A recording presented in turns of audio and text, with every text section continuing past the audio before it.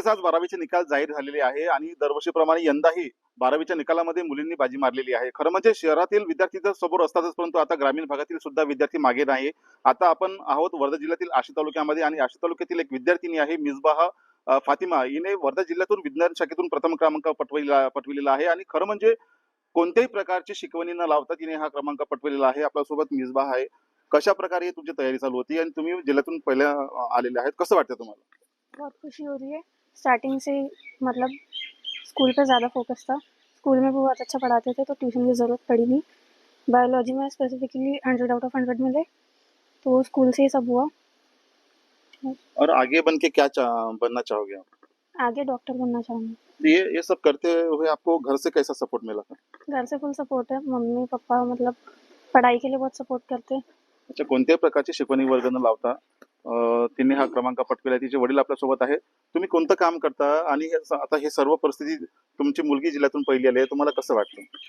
इसकी तो बहुत खुशी हो रही है हमारे को। और जो इसका आगे का जो काम है वही करना हमारा मेन मकसद है। इसको डॉक्टर बनवाना है हमारे को, उसी पर हमारा फोकस रहेगा।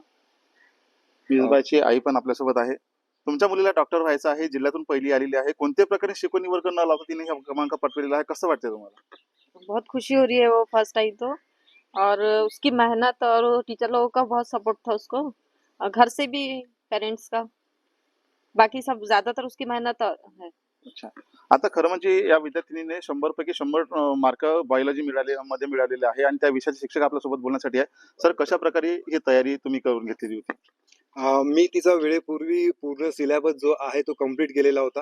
त्यानंतर वारंवार प्रत्येक वीकला मी टेस्ट सिरीज घ्यायचो आणि त्यांनी एक पण टेस्ट सिरीजला ती मिस नाही राहिली. प्रत्येक टेस्ट सिरीज तिने दिली आणि काही जर तिला चुका राहिल्या तर त्या चुका पण ते करेक्ट करत जाणीवपूर्वक येत होती. चुका तिच्या ज्या आहेत ते समजून घेत होती आणि हे जर सर्व करताना ते ह्या विषयामध्ये नाविन्यपूर्वक तिनं यश संपादन केलं. त्याच्यामध्ये तिची खूप जास्त मेहनत आहे, कारण का तिने ह्या बायोलॉजी विषयाची कुठेही ट्युशन नाही लावली होती. कोणत्याच विषयाची तिने हे ट्युशन न लावता तिनं संपादन केलेलं हे यश आहे. हे तिची त्याच्या मागे मेहनत आहे.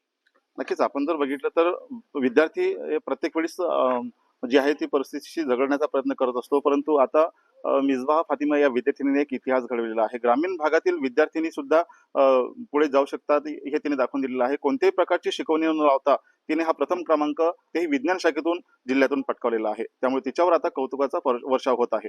निलेश बंगाले, NDTV मराठी, वर्धा.